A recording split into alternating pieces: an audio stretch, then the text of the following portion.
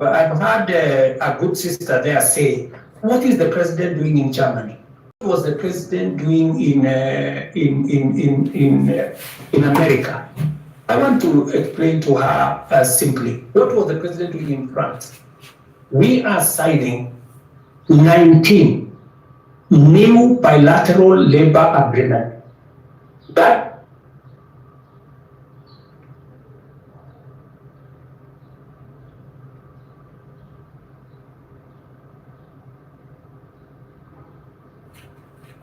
will give an opportunity for Kenyans who want to work as yes, I'm talking about accountants. And I have now begun the process of professionalizing over the last 2 years that whole ecosystem of labor and the export of labor out of Kenya. That is why we are seeing an increment, not just in jobs, domestic workers, I don't know, drivers, I don't know what. We are, the reason why we are negotiating new bilateral agreements is that we want to go beyond those workers at that level. We want to export skilled labor, we want to export professionals, and we are creating the ecosystem for that to happen. In fact, if I tell you now, if you go to www.neams.go.ke, you will see that there are 400,000 jobs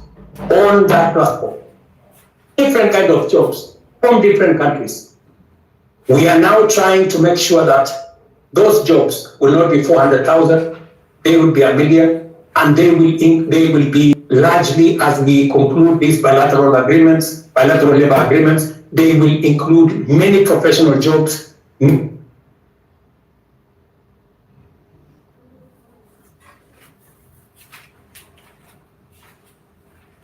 Many skilled jobs. And I want to challenge, go to e-citizens today and check whether what I am telling you is true or not, whether those jobs exist or they don't. And I want to challenge everybody to go to that space because that is one of our strategies. In fact, I saw on a Friday when there was a demonstration, one gentleman from my village was interviewed and he said, you know, the president has failed us because there are not many jobs in Kenya. The problem is that we are so many people are still going abroad to look for jobs. Little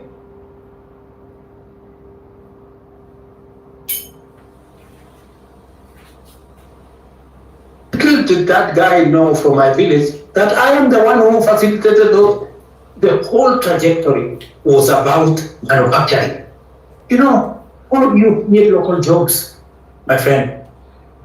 The days when we just used to say, oh, we are going to grow the economy and the economy is going to create jobs, that is gone. We have to be deliberate.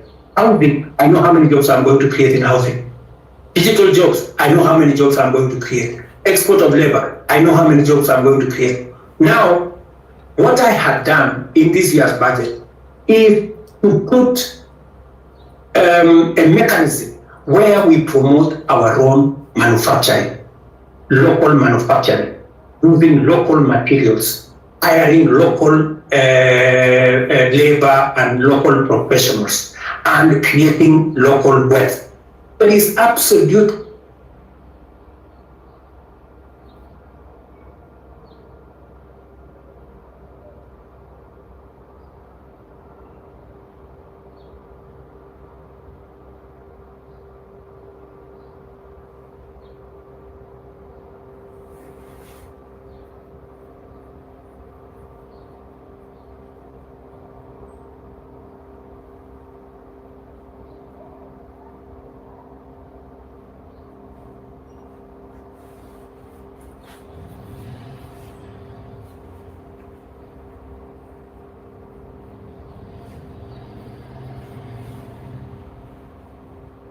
there is absolutely no way we are going. I'm meant to understand there's a bill on your table about the IBC reconstitution. I'm wondering how long should this be, or rather question would be, Was it a deliberate not to assign the bill so that when your people, the people that are guiding you, people that cannot listen to us, when you want to try to send them home, we cannot because there is no IBC commission in place. So what is about IBC? Because personally I come from Nyanza, so, and my home MP is at Andy, but if I was coming from Nairobi or somewhere and surrounding, the MPs that really need to go home, and the law that there is no IBC to be able to do this. Because there have been Parliament just that passed the bill. It has found its way to my office. And I want to tell you, I will be expeditious. It will not go beyond Tuesday, and the bill signed and gazetted so that we can proceed with the process. I am just keeping it within the law. Thank you. Thank you.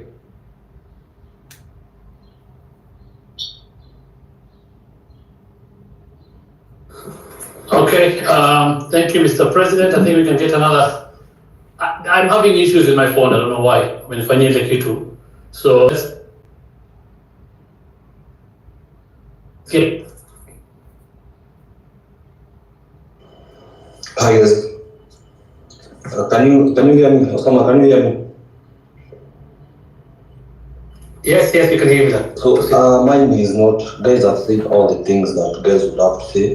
Mine is, Mr. President, probably, I think I should address you as Baba Shalim. Probably you will get where I'm coming from. And can I have your name if you don't mind? Do you mind saying your name? But if you don't want, it's okay. My name is Mila. Mila, okay, Mila. So, on the eve of the guys were protesting to the parliament, I'm a photographer and that's what I do. And the guy who was shot, he was shot right in front of me. And it's something that has been living with me in my head since that day. And it really pisses me off. Like, I'm really pissed off. Like, the day you address the nation on that Tuesday, no one was remorseful. Like there was no, like, it's like, I don't know, it's just like, life doesn't matter to you guys in the government. Okay, I'll give you that. Later you came and apologized, but still, people in your government walk to TV stations. It's like life don't matter. And that thing, it has been disturbing me because I saw the boy being killed. Even if you go back, you can go check Larry Madowo videos. He traced how the boy was. He was carrying nothing.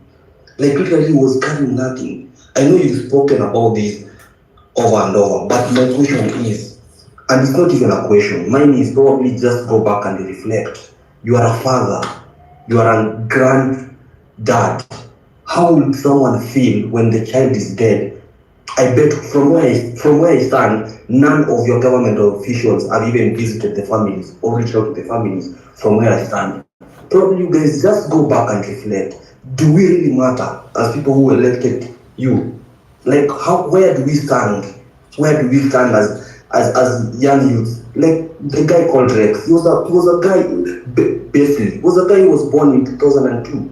Now he's dead. How does the mother feel? And some of your officials work in TV stations, go on social media, and they're like, wanajipiga kifua, and that someone was fucking, someone died. It's painful, Mr. President. I'm talking this because I saw the boy dead. I even have the videos when the boy was shot. All I'm asking is, let's have empathy. Someone just reaching out, and to the families. That's all I'm saying. Guys, go back and reflect and just have empathy. And then this thing of guys kujipiga kifua, it doesn't make sense. Someone like Nyamu, like, why is he even there? That's all I have to say.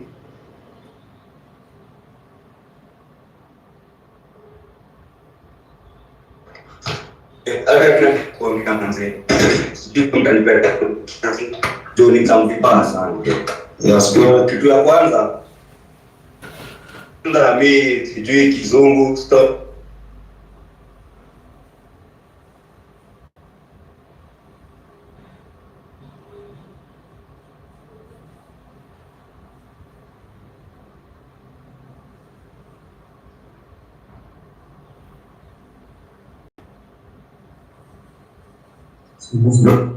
Unasikia?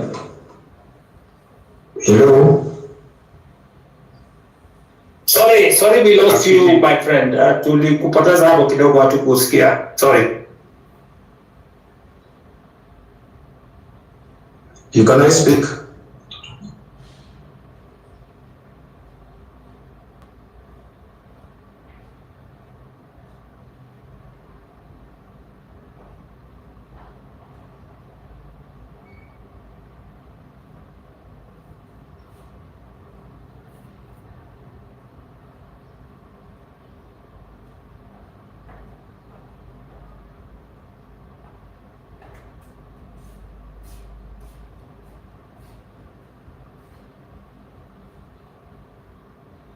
Sorry, good people. I don't know whether we are.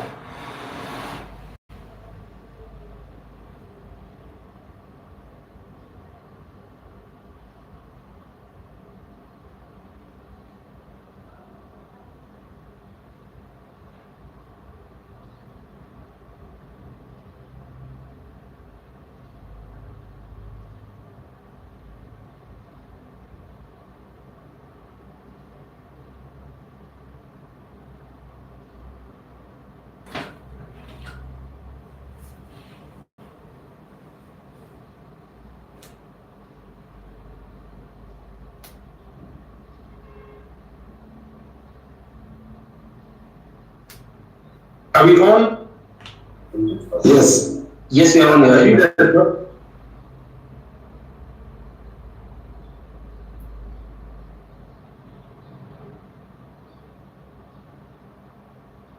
There's nobody asking questions. Perhaps I ask as we get out of the board. Maybe I'm talking too much or asking too much. Forgive me for that, but nobody's incompetence in one field to another department or another ministry. Please get new faces. You have a lot of people around you. You have brains behind you. When I was growing up, when I was young, at the time of Kibaki, I used to associate being a minister with some smart people, and you are one of those people in your sport back then. Suddenly, these days, you have people, the best they can deliver is just abuses and too much, too mouthy.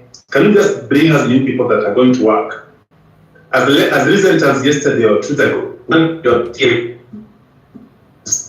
came out to tell us that the money we've been contributing for the injured and those we lost in this struggle was waived by Kenyatta National Hospital and other public hospitals. She came late. The person that was in charge has been doing an excellent job. Hanifa keeps everything better than the government spend,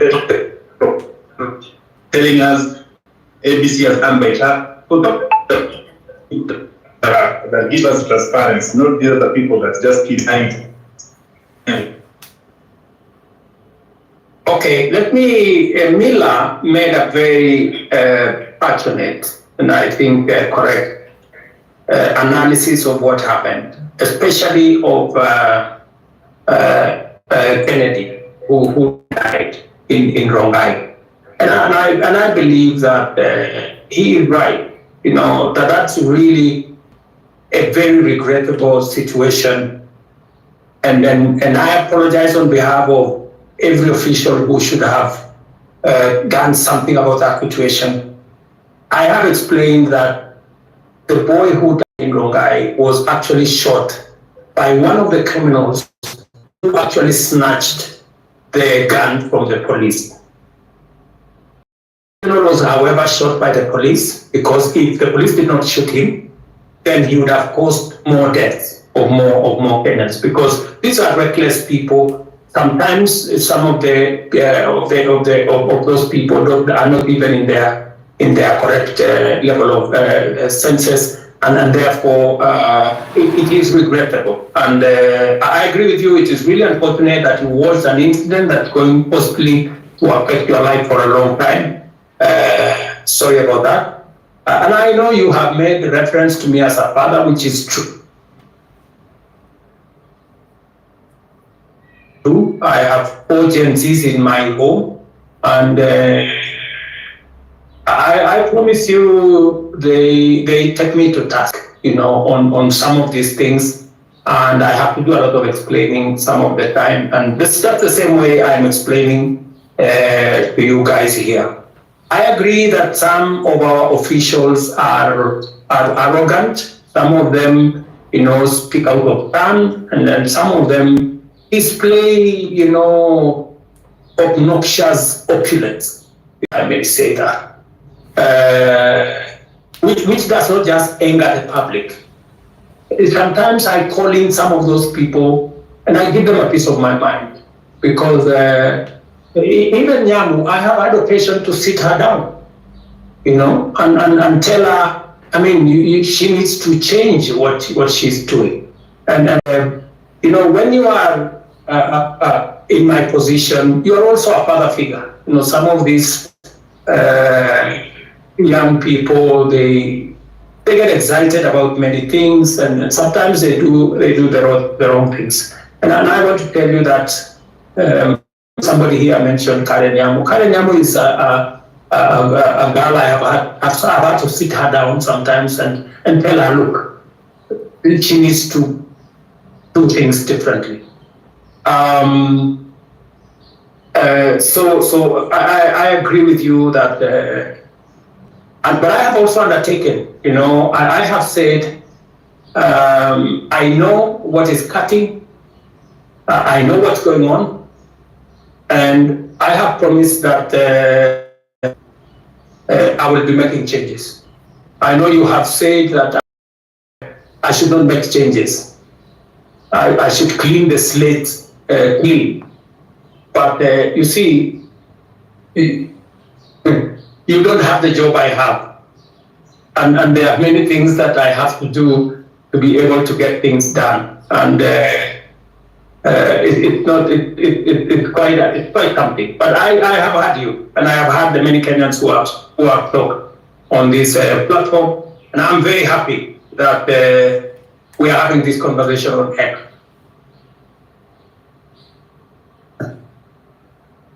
So let me, I don't know, because I have promised that I will be here up to 5.